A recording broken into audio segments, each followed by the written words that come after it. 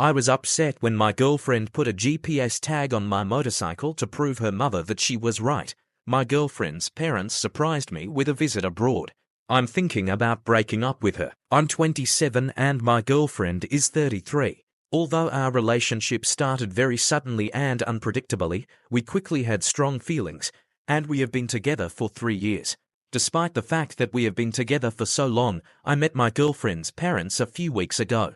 She is the only child and said that she does not want to introduce her parents to any of those she meets until she is convinced that this is the person she wants to marry. Her parents also live abroad, and because of COVID and her father's health problems, they did not visit her for a while, and she came to them.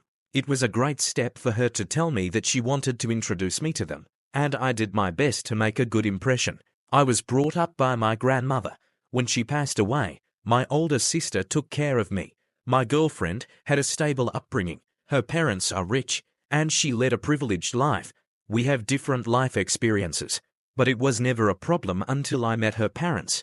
For that matter, for some reason the differences between us only improved our relationship. Unfortunately, I got the impression that her parents carefully studied every aspect of my life at dinner during our first meeting, and this also concerned my family. I remained true to myself and remained confident, but left the meeting feeling as if I had failed the test. My girlfriend assured me that they liked me, but her mood for a few days after that said the opposite. I told her this and demanded an explanation. I found out that she was upset because of a quarrel with her mother that happened after dinner. Her mother thinks that I'm just having fun with her daughter, that I'll get bored and I'll leave her, and she's already too old to waste time on me. Obviously, her mother got such an impression solely from the way I look, and this judgment about me outweighs everything else I told about myself. My girlfriend and I decided that during the upcoming holidays I would spend more time with her family, so I went to her every day, participated in shopping trips, etc., together with my girlfriend and her mother, hoping that she would get to know me better and overcome hers. I even spent a few hours studying the board strategy that her father plays, and started playing with him to continue learning as one of the forms of rapprochement. Despite the fact that I thought I had conquered her father, I felt that her mother constantly appreciated my loyalty in subtle, unrealistic ways. An example is an overanalysis of how I communicate with other people in public. Read information in how I smile and how I show attachment to my girlfriend. According to my girlfriend's mother, the fact that I have a motorcycle makes me extremely slutty. That's how it all turned out. My sister and I have an 18-year-old dog. It was a difficult few months for him. I think his dog's age is coming to an end. For this reason, usually one of us is always with him. He is small, so it's easy to take him anywhere. I had to be absent to give the dog medicine at a certain time of the day because she lives on schedule, and apparently my girlfriend's mother considered even this suspicious. The other day I left my friend and her family to give the dog medicine, and on the way there my phone warned me that a GPS tag was traveling with me. Having reached the place, I searched all the pockets and things and eventually found it on the motorcycle itself. The tag was connected to my girlfriend's mother's number. I told my girlfriend about it, and she said she put her mom's AirTag on my motorcycle to prove to my mom that I didn't lie about where I was going. I understand that she tried to protect me, but I feel angry with her. It's hard to formulate, but since I met my girlfriend's family, her mother's microaggression hurts me a lot, and it's hard for me to separate her from my girlfriend. I hope I'm just overexcited by all this and everything will get better after Christmas. I'm not sure I'm an asshole for being cold to my girlfriend about our tag, but it's a disappointment that I can hardly let go. January 14th, 2025. I am 28 years old. My girlfriend is 33 years old. We have been together for several years and discussed the possibility of getting married. Unfortunately, since I met her parents last year, their behavior, especially her mother, puts our future together in great doubt. Her mother doesn't trust me, and all this is based on superficial impressions and assumptions about who she thinks I am. I tried to be patient with her parents and was extremely respectful, giving them the opportunity to get to know me better and overcome their prejudices. Everything got into place when I went to visit my homeland. I have an apartment there, and I went to attend my friend's wedding. Her parents showed up without warning and asked to give them a ride from the airport. I immediately called my friend. despite the time difference, because I was shocked. She claims that she had no idea about their plans. Her parents claim that it was all an improvisation, cheap flight, last minute and so on. I just don't believe it. Anyway, I picked them up, and now they live in my apartment. They don't have any route, but they want me to organize a visit to them XYZ and, of course, they need me as an interpreter. Everything is too alien to them, and without me they will get lost. They refuse to go anywhere without me as an escort. My girlfriend apologizes, but I just don't see her supporting me in communicating with her parents, especially with my mother, who is an instigator. Father doesn't have a spine, he has to follow her. Some time ago I also published another problem. My girlfriend doesn't support me in setting boundaries, so as a partner I get into the situation of zugzwang. I can't understand whether I'm behaving cold and unfriendly, or if these people are crazy, and my girlfriend is so afraid of them that she didn't even warn me about something like that. I think I can handle everything if she's on my side, but I don't think so. I guess I shouldn't be with someone like her. I would like to clarify some points. I first met my girlfriend's parents only at the end of November 2024. The reason why I picked them up from the airport, instead of leaving them or telling them to look for a hotel and so on, was to respect my girlfriend and the relationships that are important to me. After the first meeting with her parents at the end of November, which I told about in my first post, I talked to my girlfriend. She apologized, and in the end her mother also apologized. Basically, I thought that we had already passed all the suspicions and distrust that her mother had towards me, and then this happened. In the last few days, since it all started, I realized some things about my relationship. My girlfriend is trying to play both sides. She told me one thing and my parents another. She hid deep problems with trust in me and uncertainty in our relationship, mostly her fear that I might be unfaithful. I want to clarify that these fears are not related to what I did, it's just what she feels. She used her parents to convince me that it wasn't her madness, and I'm sure she told her mom about her feelings, and mom was ready to participate in it. I broke up with my girlfriend and asked her parents to leave. The wedding of the friend I went to became completely different because of this. But it also made me realize how unhealthy and toxic my relationship was. I didn't tell you a lot, but I think I was in an abusive relationship. I'm still trying to accept it, and there's still some shame that I don't understand why I'm experiencing it.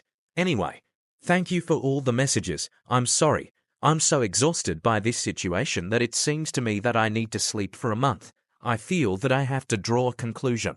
January 28th, 8 days later. For those who were worried that my ex would smash my apartment, nothing like that happened. I talked to her personally. She said that I misunderstand everything. She started crying, which was hard for me. There was a moment when I wanted to forget about everything to hug her, but I restrained myself because I felt somehow wrong. She asked me if I hate her. Obviously not.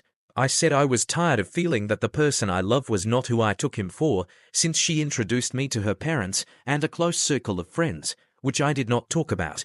I saw in her the side that I did not recognize.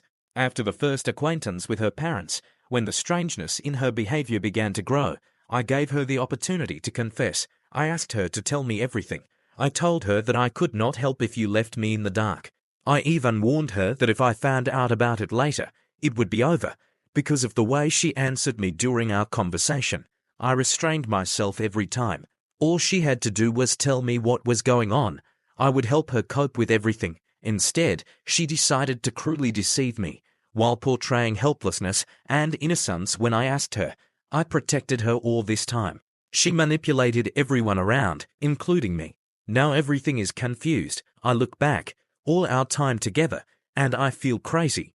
I can no longer distinguish her true feelings towards anything. She tried to explain that the stress of having to please her friends and family makes her behave like that, but she doesn't share their views and doubts about me. She said she's never loved anyone like me, and her feelings scare her.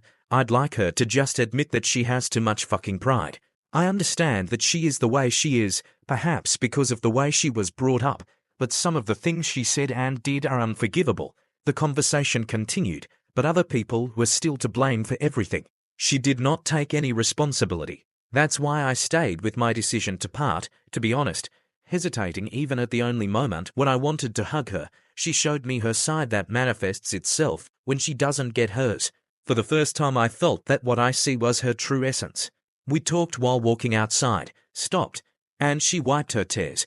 When she realized that I was not going to comfort her, she started saying humiliating things about me. She also spoke again that my life was easier than hers because I grew up without parents. This comment was so fucked up that I laughed. I told her that she was so privileged that she had no idea what it means to have a hard life.